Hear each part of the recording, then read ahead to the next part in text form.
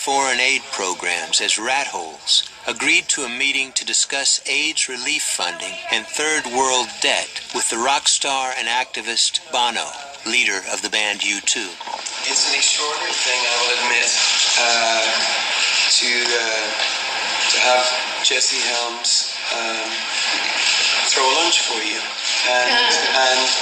And I'll say it's extraordinary on a few levels because, you know, it's bad for both of our images. I remember saying to him, you know, that there were 2,103 verses of the Holy Scriptures pertaining to the poor. And I said, Senator, these people are dying in their hundreds of thousands, indeed millions. And we cannot get them drugs that you can get in any corner drugstore. And it's not right.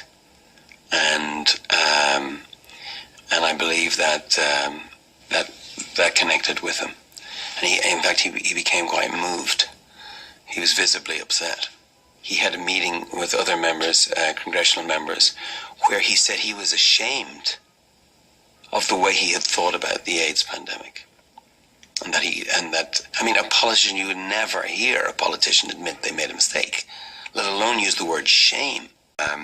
Our guitar player is, you know, married into a very sophisticated arts family, very cultural family involved in modern dance and all the rest of it.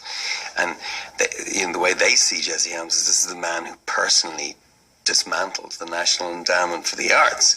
How could I ever meet him? And Edge said, you can't. And I said, it's worse than that, Edge. He said, he's coming to the gig. He said, there's no way Jesse Helms is coming to a U2 show. I said, he is. And so he came to the U2 show.